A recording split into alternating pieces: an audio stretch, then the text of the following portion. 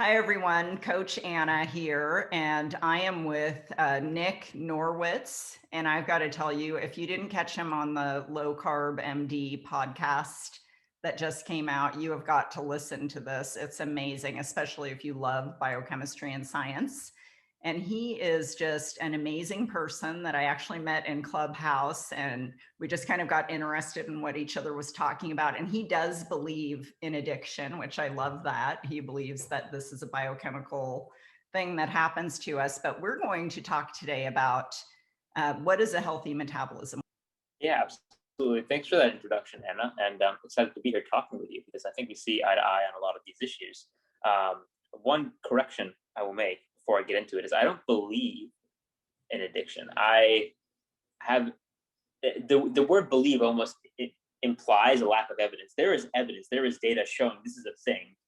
My evidence-based perspective is that food addiction, sugar addiction is a genuine thing. You look in the brain, you can see the manifestations of it. So I do more than believe. I love that. And I mean, I have goosebumps all over my body because we're hoping that it becomes a medical diagnosis. Yeah. Well, my mom's also on board and she's an MD PhD psychiatrist. So anyway, but yeah, I think this is an amazing topic, metabolic health. What is it? Why is it important? So first I want to start off with what metabolic health is not. And I know we agree that it is not weight. Nobody in the world other than you cares about the force of gravity your body places on the earth. Amen. It's next to irrelevant. So,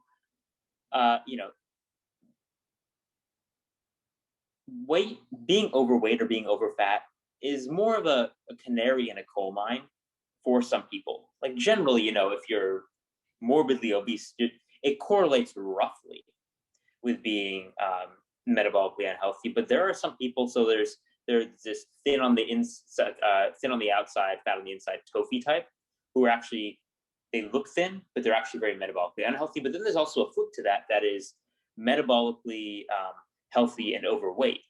So you can look overweight and then you look at these people's blood markers and they're phenomenally healthy. So what metabolic health is it's when it's actually difficult to define, and I'll say it actually just doesn't have a concrete definition. I'm working with the Society of Metabolic Health Practitioners right now to put together a formal definition just because it's so hard to pin the nail on. But it's defined by a set of markers like having low inflammation, no insulin resistance, good blood markers like low triglycerides, high HDL, and we can go into what all those things mean. But also, one thing is, and this ties to weight, sort of a good body composition, and that is distinct from weight. A body composition that allows you to be healthy and active and happy, and that integrates with, and we can talk about that, the mental health aspect, the addiction aspect. So your body and your brain, they're all one unit. And I think in dissecting mental health, it might be good to focus on particular features. I talked about visceral fat in that podcast, or we can talk about HDL in why it matters, or triglycerides, and what those levels should be, insulin. I think it almost helps to see the bigger picture, to look at the details first, because you can't understand metabolic health without understanding a little bit of the details, just because it is something that's a little bit, right now, amorphous, I would say. So you know it when you have it. So when you're talking about metabolic health, one of the markers that people look at for diabetes, which means that you're very metabolically unhealthy, is the hemoglobin A1C. Mm-hmm. So go ahead. Yeah. Hemoglobin A1C is a marker of your average blood sugar over about the past 3 months. So sugar does what's called glycate, or attach to other things in the body. It can attach to, say, the inside of your blood vessels, causing damage, which can contribute to heart disease. It can attach to LDL particles in your blood, making LDL into true bad LDL. The analogy I use, actually, because most people have seen Star Wars, is, LDL is kind of like a misunderstood bad guy, kind of like Anakin Skywalker. It's like, he's not actually bad when he's born, when he's young, but then he gets corrupted by a dark force and turns into Darth Vader, who is a bad guy. And the dark force is, the dark side, Lord Palpatine. You can do other analogies if you like other things like Game of Thrones, but that's what I said. It's like, it's the sugar that's the dark side that's corrupting. People think about LDL as Darth Vader. It's really more of an Anakin. We can get into that. One thing I will note is that in all the markers of metabolic syndrome, LDL is not one of them. Triglycerides and HDL LDL is not a marker of metabolic syndrome. It doesn't matter what your LDL is if you have healthy function as well. I mean, that's just the truth, right? I mean, healthy LDL has an immune function. Yeah, it does. It has a lot of, I mean, it's crazy to me that you look at the reference ranges for what, quote, healthy LDL is now, and the lower limit is 0. If you had 0 LDL, you'd be dead. So I don't get how the reference range for, quote, healthy can include a marker that would equal dead. Wow. That doesn't really click for me. But anyway, that aside, we were talking about, what were we talking about before I said that? Inflammation, HbA1c. So HbA1c is a marker of your average blood sugar over the past 3 months. It's your glycated, sugar-attached hemoglobin, so red blood cells.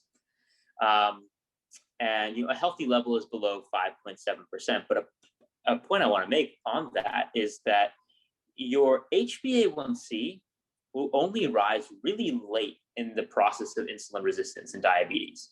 So if you're checking your HbA1c or your doctor's checking your HbA1c and you're like, oh, it's like 5.5, I'm healthy, that might not be the case. So here's how it works.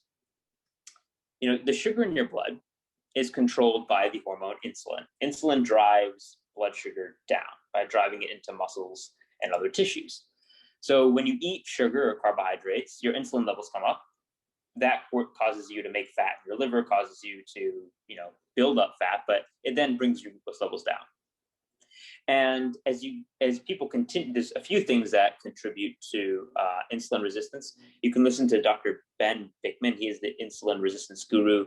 Episode 63 on Diet Doctor, I really loved. I learned a lot from that. But things like inflammation can contribute to it. Stress can contribute to it. And then high insulin levels themselves in a feedback cycle can contribute to it. So what happens is when you're eating carbohydrates or sugar, you're spiking your blood glucose, you're spiking your blood insulin, and it will bring your blood sugar back in range. But over time, you become, quote, insulin resistant. Your cells stop listening to the signal. And so what happens then is, to compensate, your pancreas, your pancreatic beta cells start pushing out more insulin. So you have to get to a higher level of insulin to keep your blood sugar in the same range. So what you're not seeing on that HbA1c is, one person might, and I'm just going to get rid of units and just use arbitrary numbers. One person might, consume a slice of bread and their insulin levels might go up 3 to bring their blood sugar in range. As you develop insulin resistance, you need to get your insulin levels to 4, then 5, then 6, then 7, then 8, then 9, then 10. And so your insulin might be going up a lot higher. Your HbA1c is not changing. But then eventually what happens is your pancreatic beta cells, the cells that put out the insulin, start to die, start to fatigue, and then your insulin drops like a rock because your body just can't make enough. And that's when your HbA1c goes up. But, that insulin resistance process can be going on for 20 years before your HbA1c comes up. So if you want to look at a marker annually, maybe the best marker to look at is a fasting insulin level. Yes. Not an HbA1c. And, Ben Bikman says a level below 6 micro units per liter, and I would concur with that. Some people even say lower, like below 3 micro units per liter. And the standard reference range, again, for what, quote, healthy is and or normal is 25 micro units per liter, which is insane. If I saw somebody at 24, that would not be healthy. That would be like, okay, we got to get you eating basically no carbs for a while so you can. Well, and it's interesting too, because we're so carb dependent and we're trained and brought up to believe that 60% of our 2,000 calorie diet should be made up of quote unquote carbohydrates, healthy carbs, whatever you want to call them, but they all break down into sugar. And that's almost 1,200 calories worth of your daily intake based on a 2,000 calorie diet as carbs. Yeah. And our bodies are really meant to be primarily fat burners. So you have a lot of thin people running around. And I was one when I was young that had hypoglycemia and I needed to eat. And that's actually an early indication of poor metabolic health, isn't it? Yeah, it is. if you're being driven to eat every 3 to 4 hours, it means you're a sugar burner. Because what happens is your insulin levels go up when you eat sugar, and then they drop like a rock, and that tricks your brain into thinking you're hungry. It gives you a craving. Whereas if your blood sugar is stable and your insulin is stable because you're eating a carb appropriate diet, and that doesn't necessarily mean a ketogenic diet. You can have a little bit more carbs if they're whole food, low glycemic index carbs, and you're metabolically healthy. Then some people do fine with that. But then you should be able to just run on fat for a while. And like you said, our bodies are evolved to be fat based. People say carbohydrate restriction is, quote, restrictive. I think the real restriction is restricting your body from running its metabolism as it's supposed to do evolutionarily, which is really liberating once you get to that point, because then it's just like once you get to that more advanced point, you're intuitive with your body. You're not tied to the snacking schedule. You don't get the hangry feeling, but then you get to indulge when you like it. You can just you want 10 eggs, have 10 eggs. You want a big steak, have a big steak. Everybody's a little bit different. Yeah. I'm not giving medical advice here, but it's pretty cool because then you can just not worry. There's no, quote, guilt. If you have a big meal and you're like, oh, I ate too much, then guess what? Your body just won't be hungry for a while. Right. I think too, you just won't eat. Brought up the good point of gravitational pull, that's all weight is. And I'm 55 years old, I'm 5'4", and I'm pretty small boned. Like my ring finger is like a 3.5, and I am 140 pounds last time I weighed myself at the doctor's office, and I'm a size 4. And years ago I was a size 8 at the same weight. So my body composition has changed, and I have more, and I barely exercise, and I don't have a lot of flab on me. I exercise smart, not hard, but I'm telling you, it is liberating. I don't have to worry about changing sizes. I don't have to worry about the holidays, because there's just certain things that I'm not going to eat. And that would be the highly ultra processed foods that you were talking about, because they're not even foods. And when you think about it, you read an ingredient label, and if you really looked at it and you thought to yourself, should I be eating this? You can't even pronounce half of what's on there. And we know more about, our kids know more about their cell phones, and we know more about our cell phones and things like that than we do about our own bodies. So I think, it's a really good point to know, we should have some basic information about how our body works and what we can do to improve our health. Yeah, I mean, it's a sad state that you actually do have to I only found, and I can tell my story a little bit, but I only found metabolic health after basically I had started a PhD on metabolism and really dug into the weeds before I found, oh, here's how things work together. And then I really had to be scientific about it. And over a while, I got to the more intuitive place. But just because of the way our food ecosystem is, it makes that really, really difficult. And so you have to make a little bit of commitment to education to even learn how to start the process. And then after being so into the weeds with it, for a lot of people, then you find the intuitive place, and then you don't have to commit a lot of time to it. But I do think it's worth setting a fair bit amount of effort towards educating yourself about it, because once you get on that nutrition journey, and I call it a journey because it's just ever ascending improvement, it's exciting. It's exciting to feel I'm not aging and getting weaker. I'm improving every day and learning about how my body works and observing how it works, and just, getting stronger. And I can sense a little bit of passion about this, because, this was, for me, life-changing in the form of literally being life-saving. I was one of those people. I did not come to keto through wanting to lose weight. In fact, that's the one thing when I was starting keto that I was more afraid of. But I was at my wit's end. I had, developed bone disease and gut disease. And the thing that really got me started is I was in palliative care ward, which is a death ward of a hospital in Oxford. And my heart rate was beating as slow as an elephant's. It was in the 20s. And nobody could tell me why. And nobody had been able to tell me for years what was going wrong with my health. And I was being thrown drugs at me.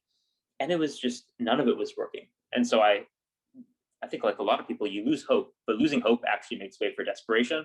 And then desperation paves the way for you trying whatever. And so I'm like, all right, I'm going to try whatever. And I tried veganism, and I tried meditation, and I tried acupuncture, literally whatever.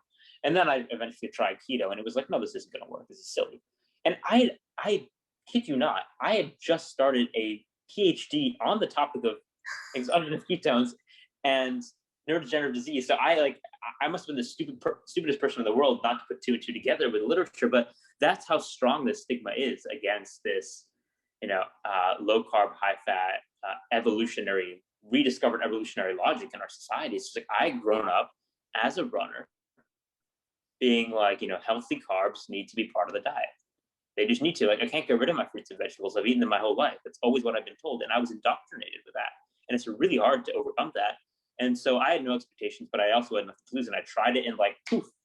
For me, it's not the same way for everybody. For me, it was a week where my inflammation was gone and my inflammation markers had come gone. I'm like, holy crap.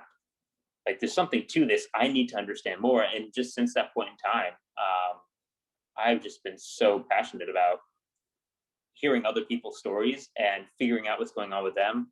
So I just finished my PhD at Oxford. I'm going to Harvard for my MD, and I work as a metabolic health practitioner so I can get to know other people, because I like to say the most unique thing about my story, young kid, osteoporosis, ulcerative colitis, slow heart rate. The most unique thing about my story was that it was not at all unique.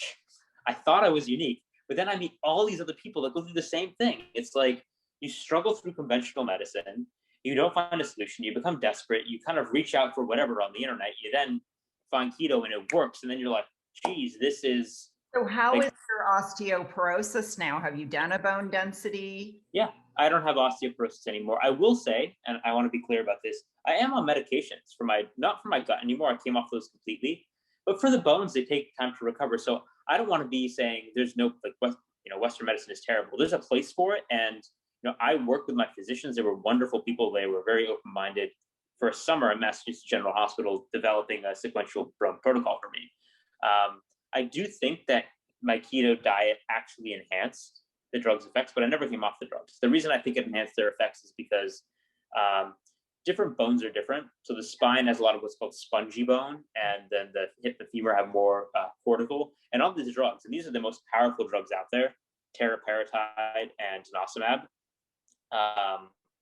The hip and the femur, the cortical areas weren't really increasing. And then I went keto, and even though I lost weight, even though I was off carbs, my thyroid levels went down. Was that, I'll let you hurt your bones. My bone density in those regions went up, and my spine continued to go up. So it definitely didn't harm my bones, but I'm still on the medications. I think there's a place for conventional medicine. I just think I really not the first. Saying that, because number one, I'm married to a cardiologist, and number two, my own journey over the past 2.5, 3 years, I've been off medications more than I've been on. But I got into a really bad flare, and I had to get back on medications. And so they switched me over to Xeljanz from Humira, because they put me back on Humira and it wasn't working. And so now I'm on Xeljanz, and I'm on a very low dose of prednisone until that kicks in. And I eat squeaky clean, but stress is another thing that can cause an immune response in your body. And of course, this past year has been incredibly stressful for most of us. We haven't been able to see our families. We live completely differently. But I'm not going to sit here and allow my joints to degrade over some kind of ego trip that, I should be able to control this with just food. It may be that I have such autoimmunity, and I've been autoimmune since childhood, since like I was 6 years old. I had the diagnosis of psoriasis of the nails. My nails were this thick and flaky, and I had migraine headaches, and I was super scrawny, and I ate like a pig, and my last diagnosis was celiac. So, I just think that some people are, yesterday when I met you in that room, it was an autoimmune room on Clubhouse, and was it you that called yourself an autoimmune, or someone? No, that was somebody called it like an autoimmune bomb site. Yeah, it was Allie, and I have always called myself an autoimmune nightmare, and so I don't think anyone should feel bad about whatever you have to do to be at your optimal health, and a combination of taking some responsibility for yourself in Western medicine can be really a great thing. Yeah, I mean, I like the word you just used there, optimal, because people talk about eating, evolutionarily. Guess what? Evolution did not create an optimal organism. No. So if you want to optimize, use the amazing tools that Western medicine has, but start with cleaning the slate. It's like a whiteboard. You need to wipe it off, and having great nutrition is like that. It sometimes the pills and supplements we take, it's just like, in the context of what we eat just overpowers it and overshadows it. It's like pissing on a forest fire, really. Yeah, exactly. You can't just take like a resveratrol supplements and eat McDonald's and be like, oh look, I'm healthy.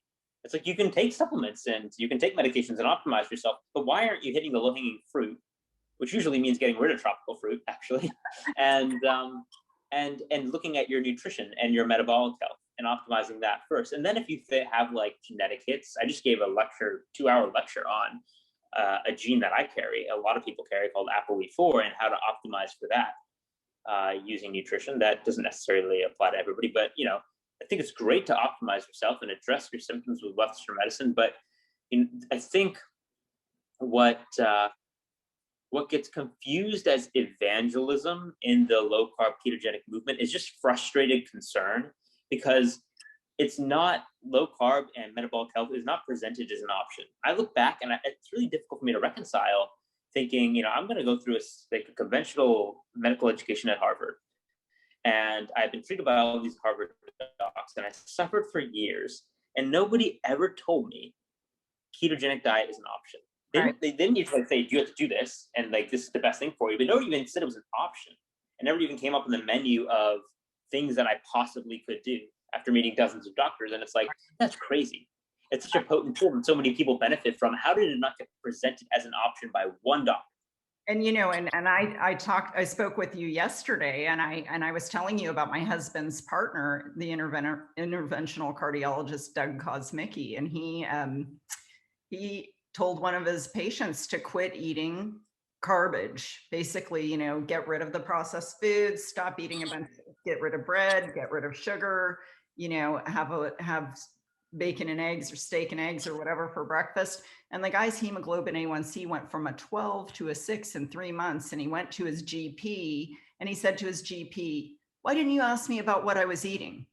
Because the cardiologist asked him about what he was eating. And I think that is like a huge, huge thing that needs to change in medicine. That needs to be a screening that needs to be done when someone comes in for their annual visit.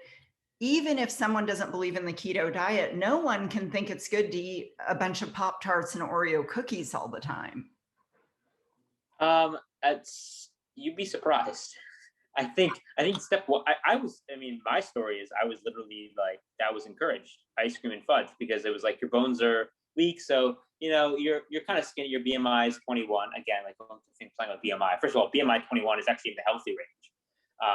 I was, not underweight, and they're like, so, eat as much as you can. I was getting calls from nutritionists. Have you had your fifth serving of carbs? Have you had your ice cream? Have you had your fudge today? So in some contexts, actually, that food is approved, and it is really simple, like get your calories or something. So I think nutrition should be a focus, but I'm almost afraid of saying right now people should be asking what patients are eating, because the next step of that is recommending foods.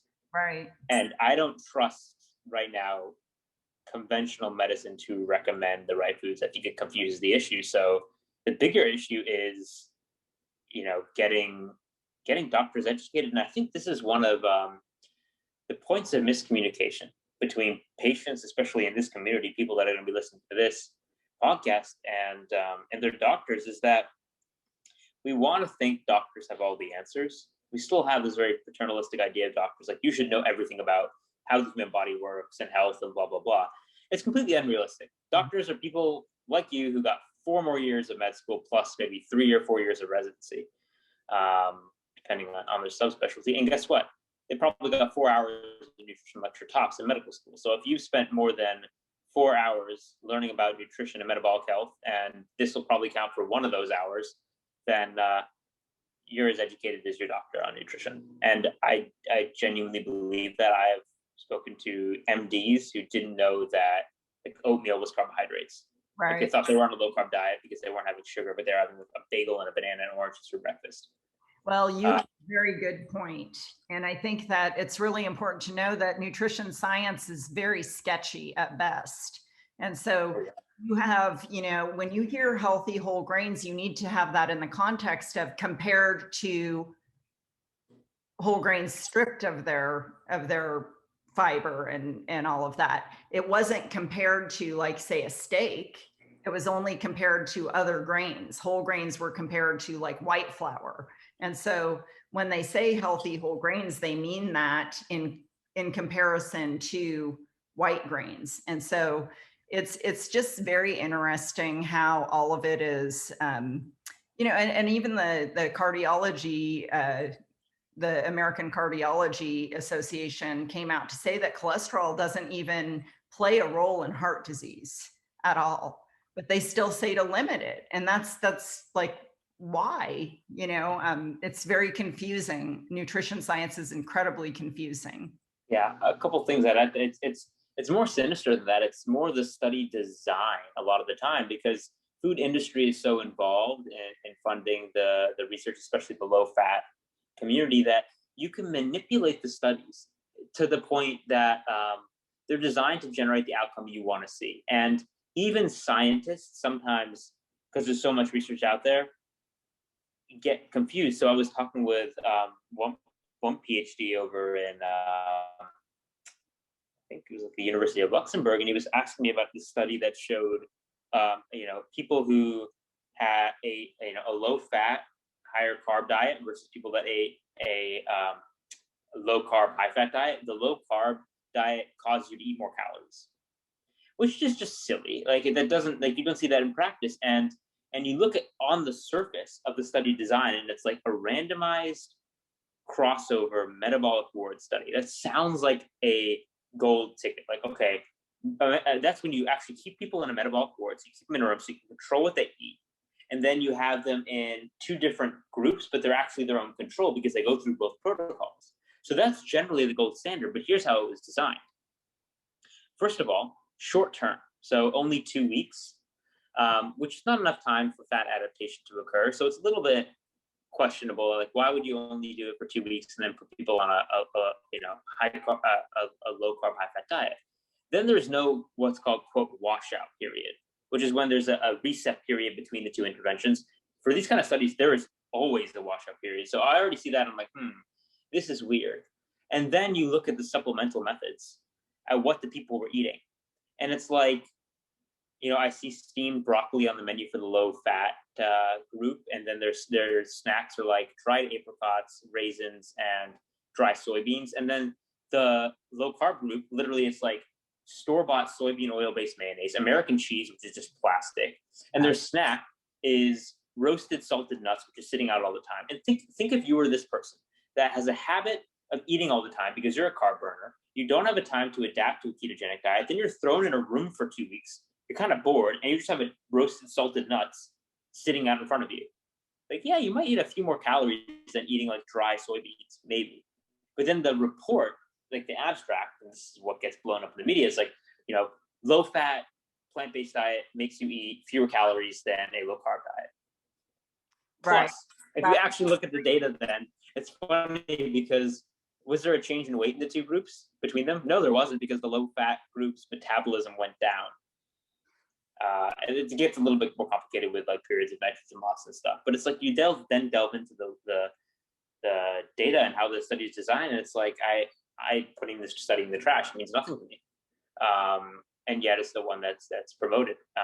And also on the topic of cholesterol, I think you're probably referring to so the Journal of the American College of Cardiology, their saturated fat. Yeah, so they actually announced the top most 100 influential papers, I think, in the fields recently. And in that list was a paper that was published by Astrop et al. 2020. It was a state-of-the-art review on saturated fat. And what it said was eating saturated fat, although it increases LDL, does not increase cardiovascular risk. In fact, it's associated with a lower risk of stroke. The whole cholesterol and heart disease issue, we can go into that. I'd love to, because it is quite complicated. Cholesterol is involved in heart disease, but not in the way that you think. It's not a cause of heart disease. There is no evidence, and I stand by this statement, there is no evidence to suggest that high LDL is alone sufficient to drive heart disease. Is high LDL on a population basis associated with heart disease? Yes. Does high LDL alone, is it sufficient to drive heart disease? No. And those are very, very different statements. Context. I had lower cholesterol years ago when I was on the standard American diet, and my LDL was more of a concern to my husband than it is now that I have high LDL, low triglycerides, high HDLs, and high total cholesterol, but my CRP is low, my blood pressure is great, my fasting glucose is low, everything else. I mean, he almost cried. He was like, "This is beautiful, babe." You know? That's so great. Yeah, because then he knows that the makeup of the LDL, I have nice, young, fluffy, bright and shiny little LDL buses. You know, I don't have, like you were talking about, like it's the oxidation that occurs, right? That makes this LDL dangerous. Mm-hmm. So this is the Feldman challenge. It's like people say, lowering LDL will reduce your risk of heart disease. He says, please find me one study where heart disease risk is meaningfully increased, or you lower heart disease risk by lowering LDL when triglycerides are low and HDL is high. If your triglycerides are low and your HDL is high, then LDL, just let it fall into place. There's no reason, in my opinion, again, not medical advice, to medicate it, because it means, you have the healthy type of LDL. And you can actually get this measured. You can get a lipid subfractionation. And what you see when people go on low carb diets actually is, about a third of people are hyper responders, and they'll have a giant spike in LDL. But even when that happens, the harmful LDL goes down. So that happened to me. I published a paper in Frontiers in Medicine because I thought it would happen, called "A Standard Lipid Panel is Insufficient for Care of a Patient on a Ketogenic Diet." The thing that's not published in the paper is that the patient reported on is actually me. So I got a lipid panel done beforehand. I'm like, I want to see what's going on with my in-depth lipids. And my LDL was like 90.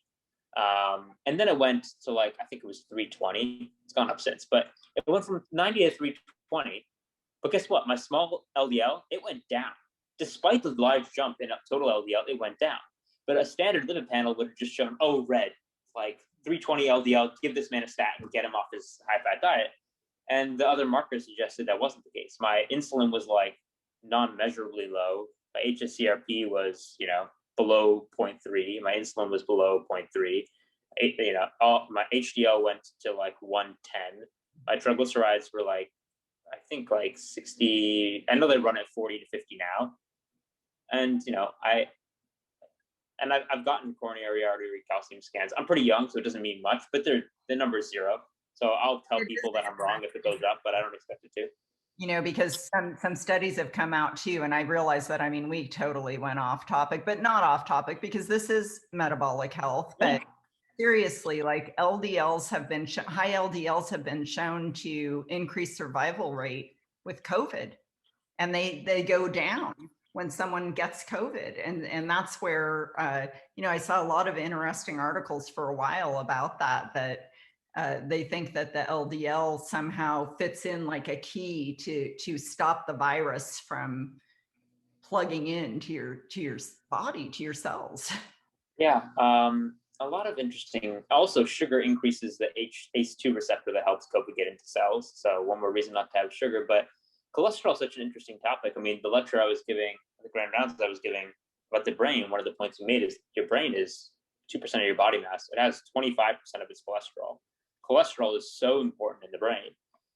In fact, cholesterol synthesis in the brain, your brain makes its own cholesterol, so it doesn't necessarily need the body's sources, goes down as you age. And so there might be a cholesterol crisis in the brain as you age.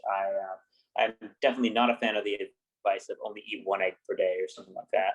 I think you don't have to be especially worried about the cholesterol in your diet. Some people are hyperabsorbers, right? But even then, if you're a hyperabsorber, you should be more worried about plant sterols.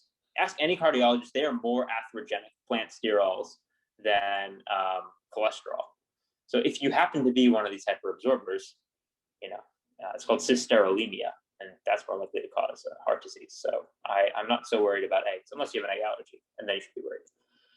But I guess we could for eggs. I mean, one day they're good, one day they're bad, one day eat just the whites, one day the yolks are a miracle food. It's crazy. It's a natural food, and nobody ever talks about Pop-Tarts. One day they're good, one day they're bad. It's, in fact, the school system here in the United States and in Nebraska for sure, they serve, because it says healthy whole grains on the box of Pop-Tarts for the free breakfasts, they will serve the powdered sugar donuts, the chocolate covered donuts, and Pop-Tarts. And that is absolutely crazy to me.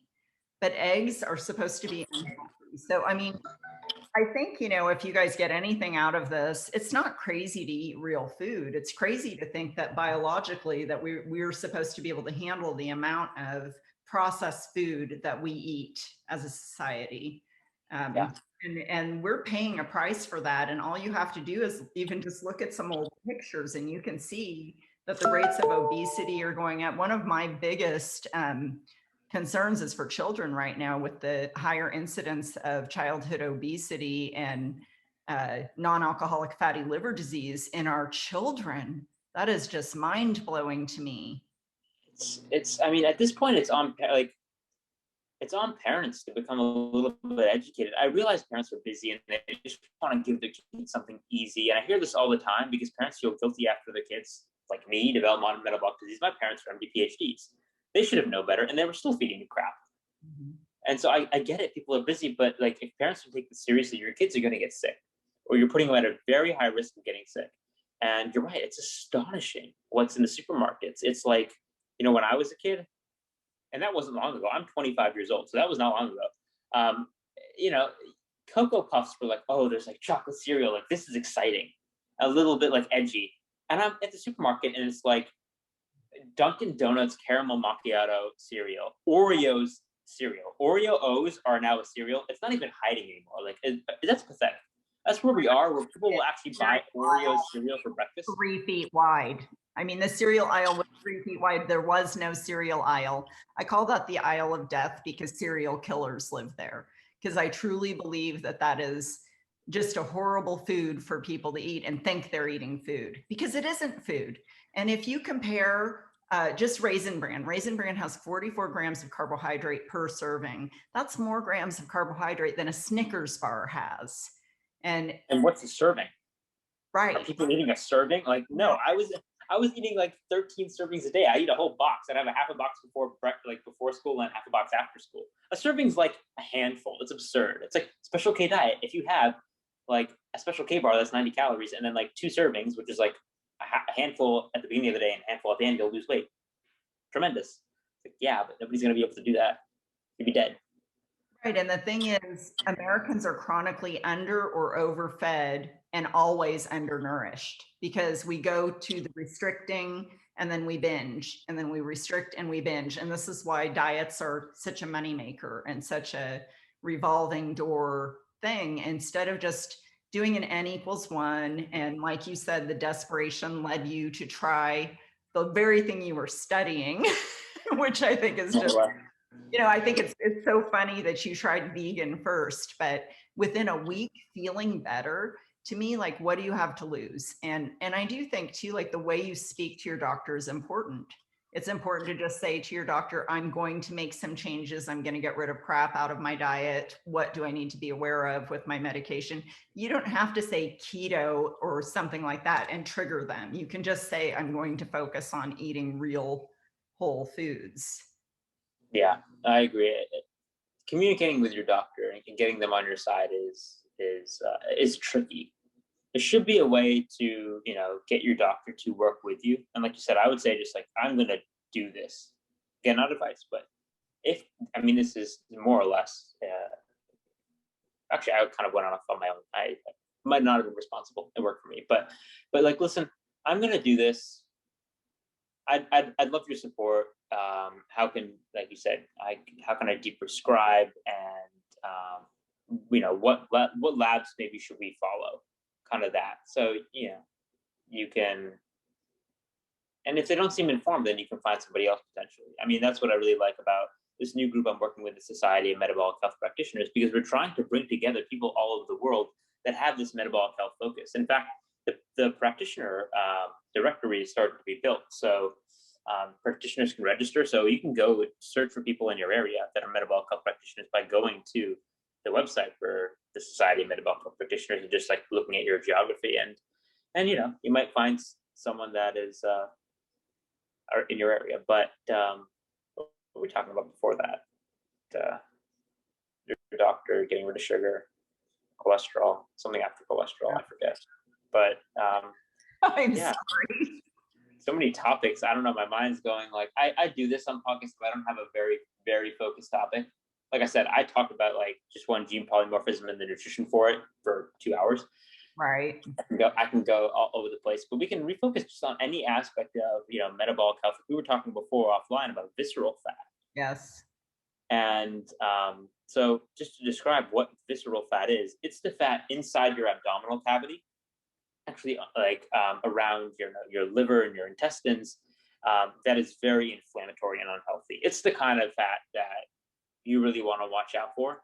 The subcutaneous fat, the other type, the one that sits under your skin, I know it jiggles, that people don't like to look at it, and our society has a stigma against it. It's not that bad.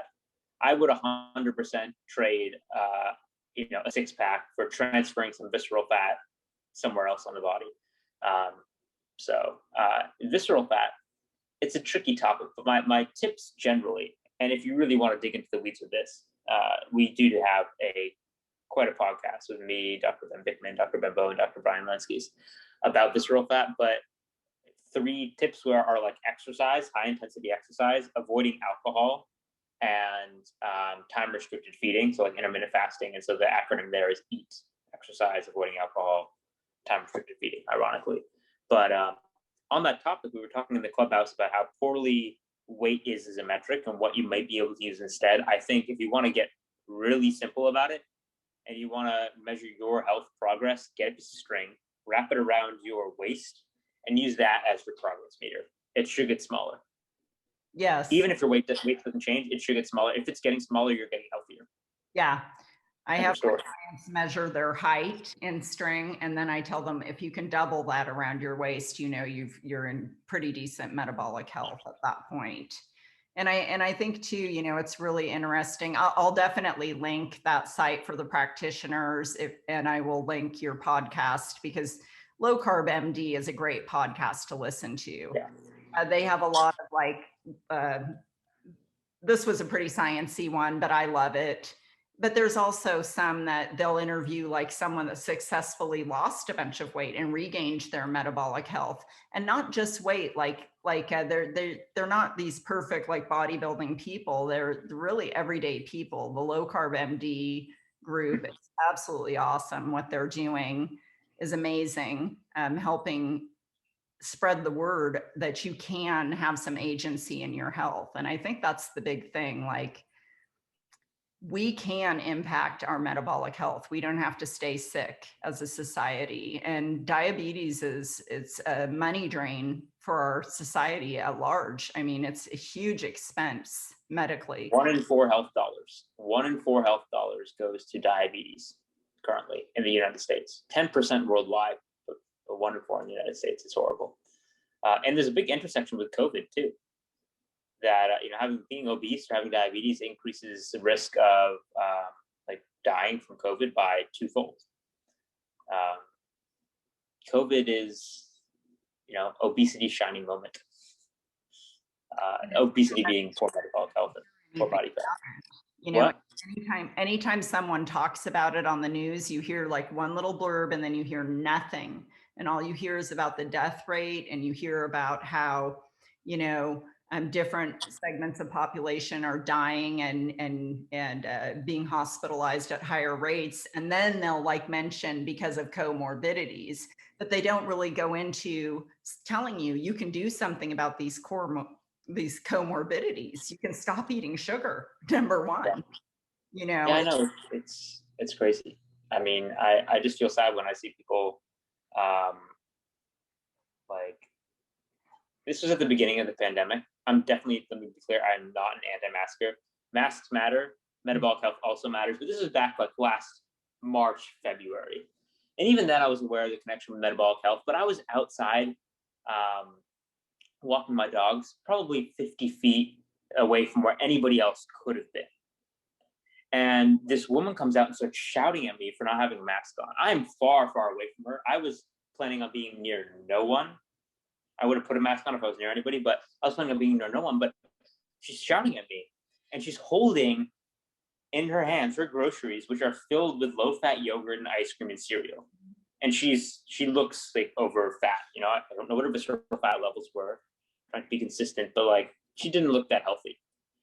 And I didn't engage, but that was the thought that went through my mind. It's like, you know, people get very paranoid about the mask thing and the Purell thing. Again, I think it's important to be, you know, mask up, but don't spike your cortisol over it, and focus on the other important aspect that we're not focusing on, which is metabolic health. Because, you know, if you're metabolically healthy and you get COVID, there's a decent chance you have very little reaction. There's a very, very tiny chance that you die if you don't have comorbidity. It's only if you have comorbidities that, you know, it is worse than a bad flu. That's a controversial statement, but if you don't have comorbidities and you don't have particular genetic mutations, there are a few that can allow it to more adversely affect your brain, then metabolic health is key. And I actually remembered what I wanted to say. I don't know why it came up when you were talking about obesity, but the yo-yo dieting, the diet industry, because it's so insane. I don't even know where to start with this. Like US News and World Report, they rank the healthiest diets every year. And this year, keto was 39 out of 39. So it was a bottom. And what was dead middle of the list was the Biggest Loser diet, which is the yo-yo diet, like to the Google Plex infinity. It's just like, how is that ranked healthier than keto? Have you ever seen a Biggest Loser reunion? No, because they don't happen, because they all gain the weight back and they usually gain more weight because, little known fact, yo-yo dieting itself is obesogenic. Yes. So, you know, people think about that behaviorally, but literally it leaves an obesogenic fingerprint on your microbiome. So when you lose weight, you gain it back, your microbiome members, and it remains a fat microbiome. And so then every time you do that, it reinforces the pattern. Your microbiome becomes more, quote, obesogenic, and you just gain weight back more quickly. Yeah. So it's quite horrible, but it makes a lot of money, and it doesn't make money to cure people through nutrition on a one-off, especially if you're fasting and not buying food. You mentioned, you know, that study that you said wasn't really well formulated, and that they were using industrial seed oils and all this, but you also mentioned like restriction, you know, and not being fat adapted. And when you are becoming fat adapted, restriction is the last thing you want to do, isn't it?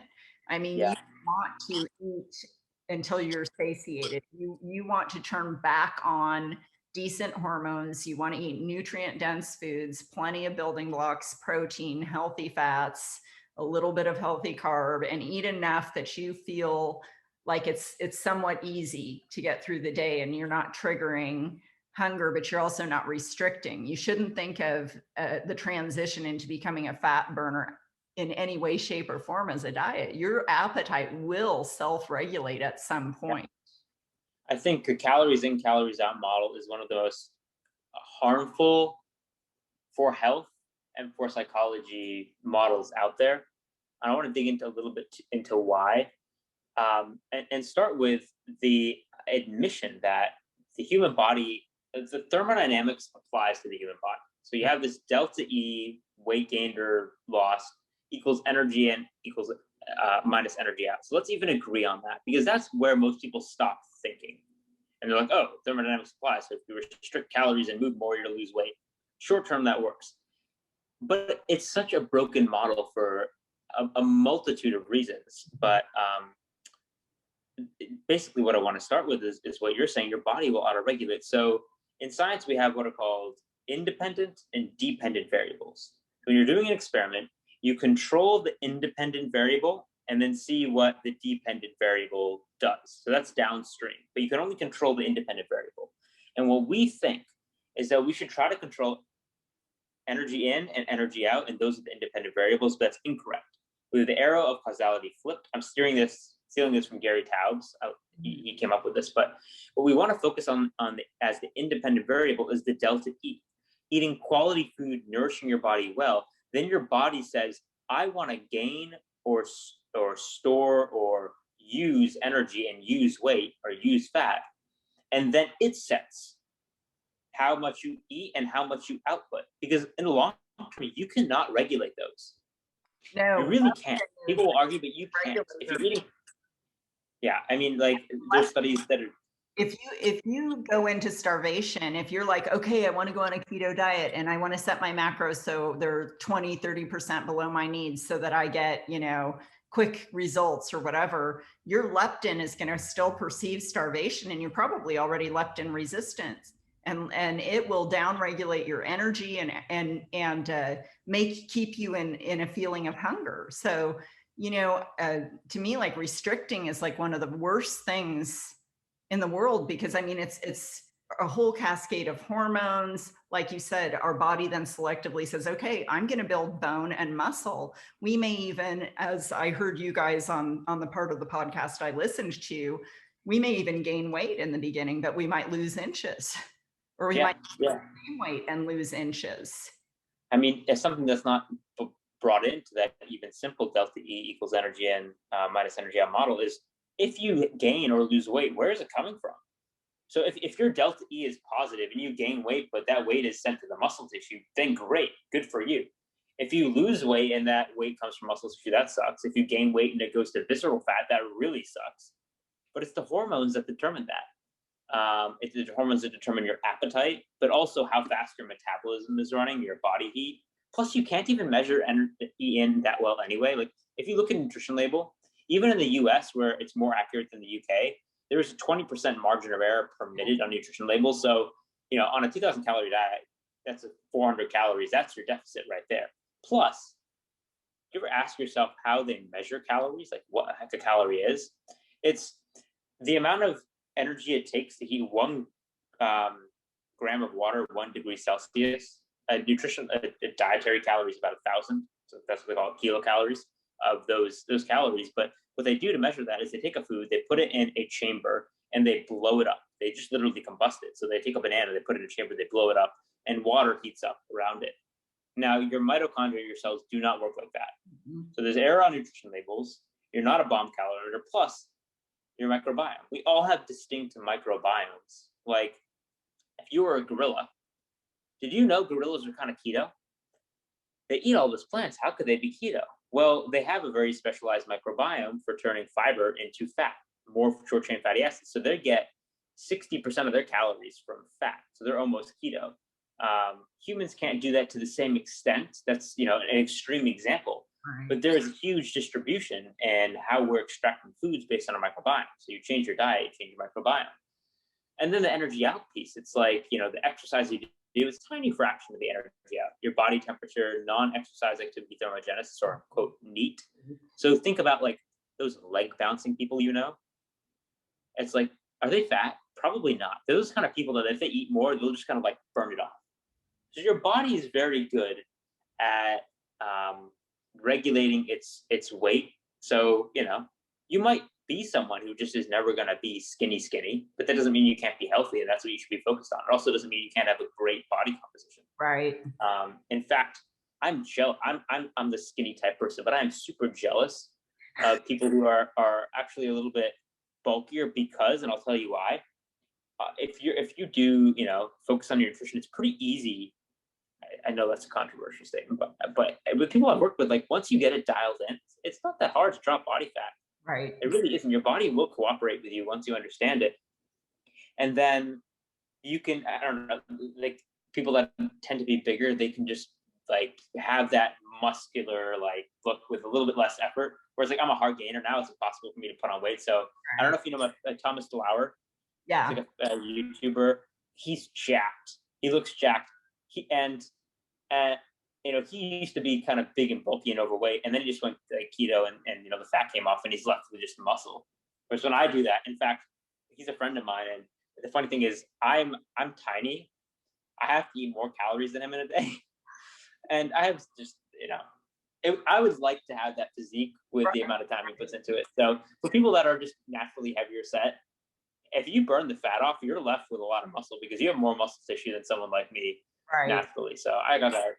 put Well, hours in the gym to even get a little muscle, but I want to just bring home one little point. You talked Mhm. about exercise, Mhm. and you talked about HIIT, high intensity, which is not the same as chronic cardio. And there's a Mhm. No, reason why you want to know the difference. Do you want to speak to that real quick? sure. I mean, oh, there's a million ways to skin a cat. There's a million ways to explain this. First, I'll just start off with my advice in general is do not do chronic cardio for weight loss. It does not work. And I will tell you that as an ex-marathon runner who used to run 100 miles per week. Every Sunday I go run 20 miles. Like I know what chronic cardio is.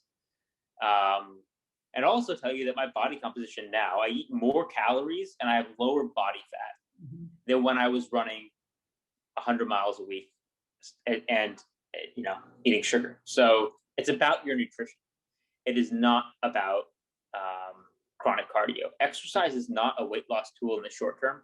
The exception is the long term if you're doing things that build your metabolic rate. So high intensity means periods of maximal exertion. So like lifting heavy weights, or even if you do something like a Peloton, like sprint really hard with high resistance for 30 seconds, then rest a minute and do that a few times. So you're just, pushing your body to adapt and get stronger. Whereas if you do steady state chronic cardio, all you're doing is burning a few calories for a acute period of time, plus drawing energy out of your bloodstream. So then you get hungry and you just eat them back. Right. And if you do it too much, you slow your metabolism. So it's being a sugar burner, especially like say you're trying to fat adapt and become a fat burner. If you're a chronic, cardio. yeah, I mean, you need to slow your roll a little bit so that your body can like become a fat burner, because you're going to keep yourself in that a low level chronic stress, all kinds of things. I love Mark Sisson's book, Primal Endurance, and just some of what he says to just give your body a little rest. And even from HIIT, before you become a fat burner, I think it's better to save that until you've kind of switched that metabolic gear and you're a fat burner. Yeah, when you're first getting into keto, my advice is like don't worry about the exercise. If you're someone who's exercised previously, then you can continue doing what you're doing and see how you feel. But don't change your diet drastically, go keto and exercise at the same time. It's just, I mean, if you want to like add in, I'm going to do 10 push-ups a day, then great. But nothing like intense until you've made that shift, because you might just feel like crap and it's going to be discouraging. But yeah, I mean, we can get practical if you want, because I think that's a really important topic. Like, what do people do, especially with COVID, where people aren't going to the gyms? Like, what do you do a day in and day out? What kind of exercise do you like at home? What can you do? Because, I've been in a flare, so I do elbow planks and I hold them until I'm shaking. And I like to do little micro workouts because it's easier on my joints. My joints have been feeling better the past couple of weeks, but I changed what I was doing. So I could do heavier weights, and I like the 3X bar. It's really slow, kind of, what that one of those guys was talking about, the Italian guy that called you Nikki. He's like a young grandfather to me. He has a good book. He's Dr. Ben Bakikio. I think it's like 15 Minutes to Fitness. And his whole thing's about like, look, you just need to send the right signals to your body. And so his program is like That's what 15-minute blocks per week. Yes. 2 15-minute blocks, so 30 minutes total per week. Yes. And it sounds absurd to me. I don't know if I'll ever go quite that low. I like exercise too much, but I know people that have really, like, people that I respect, that I know that like this works. And it sounds astonishing, but get his book and check it out, because he has at-home programs of like you can do with resistance bands. It's just about pushing your body to the point of failure. I was using resistant bands. That's what the 3X bar is. But because my grip is kind of funky right now, so I wall sits, and that's something almost anyone can do, or a hover squat where you just lift your buns a little bit above your chair and just until your legs are shaking, and then you're firing off all that good, all those different muscle fibers, and it doesn't even have to be hard. And then walking, Well, it does kind of have to be hard. Well, hard, but not in the sense that it takes a long time and that I don't know. I mean, it's so short and simple, and you do it until it burns, and then you stop. and Yeah. instead of doing a whole bunch of sets. So to me, it's easier because I used to do where I went to the gym and I worked on this individual muscle for, an hour. You did. Yeah. Psychologically, it's easier. Yes. And you can just, I mean, there's so many even people at home, if they're like high level athletes, like what I do, then this if you want a leg workout, this will get you. Jumping alternating lunges. You can look that up. It's like, you get in a lunge position, then you jump to the other side. You do that high intensity, like go try to jump kind of high, do it for a minute. There are very few people in the world that could like really do that. And then just try to jump higher. Yes. Or even just like push-ups, like you can do knee push-ups if that works for you. You can get up to one-hand push-ups or clap push-ups. And just, there's so many things you can do at home and be creative. But again, it only needs to take like 15 minutes. Like do a set of jumping alternating lunges if you're, high intensity. Do some like a set of push-ups or diamond push-ups or clap push-ups to failure. If you have a chin-up bar, do some of those. And then you've worked a lot of major muscle groups.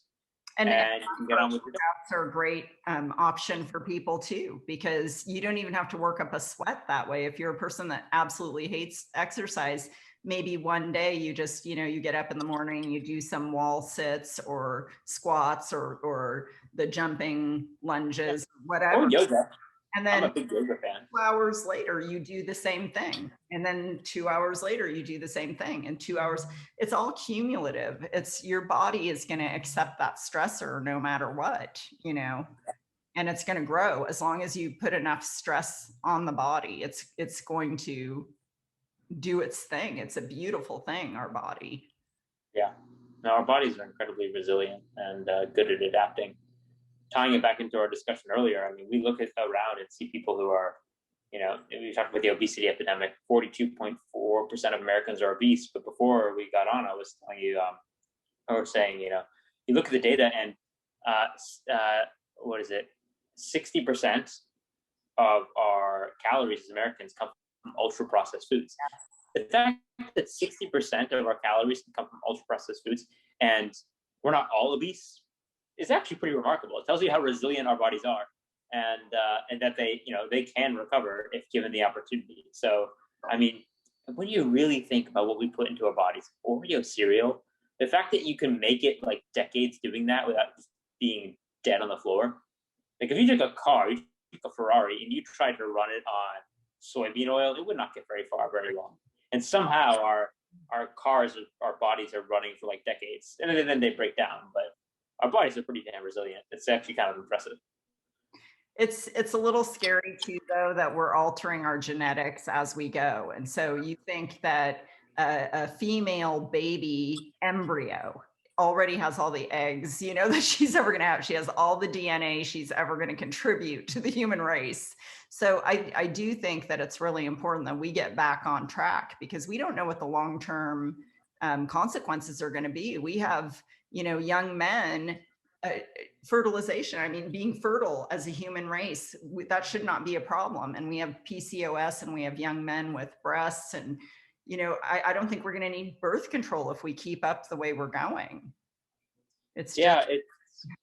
I mean, most of the effects, we're not like changing our genetic code. I mean, there is selection over time, but that's not going to be happening in like the next couple hundred years. But it's the epigenetics, and that is, that can be reversed. But so that epigenetics is when you change how your genes are turned on and off, but that can be inherited. And so it's like, it's not just you, it's your kids and your kids' kids, because if it matters what you do. And I think about that. I think about like what my health choices right now are going to matter, not just for me. It's not just about me, but it's about my kids. Yes. And the future generations. So it's, once you have your eyes, okay, I understand ignorance. Like, it's sad, but even with doctors, like, I understand if you don't have the information. But if you're here listening to this and you're interested enough, then it's like, I almost feel like great power comes great responsibility. I'll quote so Uncle Ben, another Ben. So many Bens, Dr. Ben Bickman, Dr. Ben Bowe, Uncle Ben. But if you become aware of this, it's like it's a matter of almost community responsibility to be healthy and help other people be healthy. I feel that very positive way. I feel like it's very gratifying, and I know you probably feel the same way. It's like Goodness. you want to do it for yourself. You want to do it for, so you can be healthy and help your family, but also just to help the community, to help future generations, because this is the basis of medicine and health. It's like there is no medicine without metabolism. Right. There is just like we are metabolism. That's what our bodies are. And so why we are focusing on metabolic health, why we're trying to bandage our symptoms with just drugs and stuff. Not that drugs aren't good. We talked about that in certain circumstances, but that this isn't more of a focus, that we're not thinking about this more, is a real catastrophe for our species. It really is. And it's, it's so money driven too. I mean, we could go down so many rabbit holes, but I won't take up more of your time. But, All right. yeah, no, jump around. Would you have any other questions? I know we talked about a lot in Clubhouse. What's in your future? I would love to know what big dreams you have. Where are you going with this? Like I said, I see such a potential here. I'm not pessimistic or bitter towards healthcare. You think I might be, but I'm not. I'm like, I understand now why, like, we have a pandemic of metabolic diseases, why diabetes is going through the roof, why Alzheimer's disease is going through the roof. It's almost like, if you get a diagnosis, to explain why what's happening is happening to you, it's maybe scary to have a label, but it's better to like understand why, because then you can address it. And so now I feel, this might sound arrogant to say given my age, but I do feel like I understand basically why we are going on this direction, which means I also understand that there's a solution that can be found. And I just feel so privileged to have found this early and be so well positioned to communicate this to just the general audience, but also to be, a seed in the next generation of physicians. So I deferred Harvard for 3 years, so I knew that I'd be going to that med school, but my next class just got accepted like a few days ago.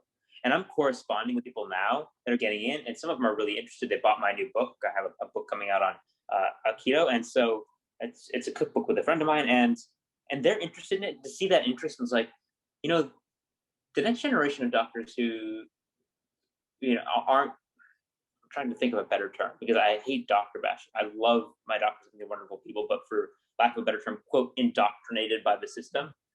They're open minds, like, to get in with that, to get in with my peers and just bring this forward. I think change isn't going to happen overnight, but I'm just super excited. I'm talking with SMHP and Low Carb USA now about, like, getting people in, the metabolic health people, just people on whose shoulders I will stand, or I am standing, to get them to talk to the next generation of students and educating future physicians and making metabolic health a thing, like fellowships for metabolic health, communities, societies of metabolic health, about Harvard about metabolic health. And then at the same time, communicating at every echelon. So that's why I'm interested in doing the Clubhouse and in doing the YouTube and in doing the Twitter and in talking with you and in talking with physicians, giving grand rounds, writing papers, whatever. If it's an education thing, I want to be in on it because I more than believe I know that this is how we fix health in the modern world. And if I can be a small piece in accelerating that progress, I know this community and it's phenomenal. Everybody here has so much integrity and just wants to help, like you. You're like, and I talk to people, I'm like, why are you promoting me? Why are you helping me out? I was like, because we all care. Because we all know for a fact that it's gonna work if we get on board. And we're up against a big opponent, like you talked about, the industry funding, the just status quo, the indoctrination. It's a big opponent, but I don't think that they have the morale and the wherewithal that we do. And guess what? In the end, science always wins. Sometimes it's slow, but science always wins. So we're gonna win this fight. It's just about persistence, and I am just like overflowing with energy to get on with this fight because I'm new to it, but I am so involved in it, and I'm so excited for the next 4 years of med school, then residency, then setting up fellowships, and whatever's going to happen there. Like what I've seen through my story, through the research and through other people's stories in a short time in this space, it just blows my mind, honestly. And I see the seeds of change. So, my future is, I don't know where it is. It's in this general 180-degree direction, I but kind of hope the possibilities are endless. I'm not going to shut them down, and a new I'm just little excited. branch of medicine, like a new little, specifically, maybe I don't know exactly what, but like my husband, he says I'm a cardiologist, but really I'm a metabolic specialist. Yeah, that should be a specialty.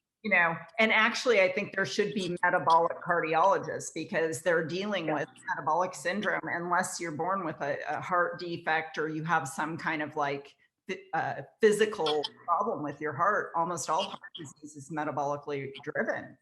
Yeah, I think that's actually already starting at some of the community hospitals around here. They're trying to set up a metabolic cardiovascular disease clinic.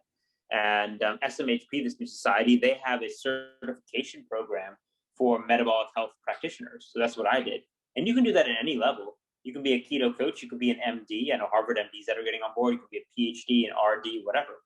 So I think it's coming. I definitely think by the time I'm doing a fellowship, metabolic health practitioner will be like hopefully a recognized thing. And if it's not, I promise here and now that I will make it a damn thing because it has to be.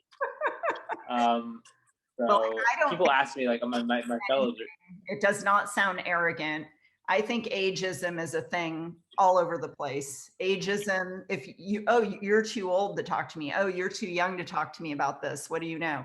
No, you're just a person and you're on a journey and you've become passionate about something that has changed your life, that you have seen changed your life, and you've done your due diligence and looked at the science, and you're carrying a great message. And I find you just, literally, like I have goosebumps and I'm just like, I know I could talk to you for a million years and just pick your brain and pick your brain and pick your brain, because all the research that you've done and the passion that you have about this topic, it's obvious that you care about people and you care about health. And that alone is going to make you an absolutely fabulous doctor.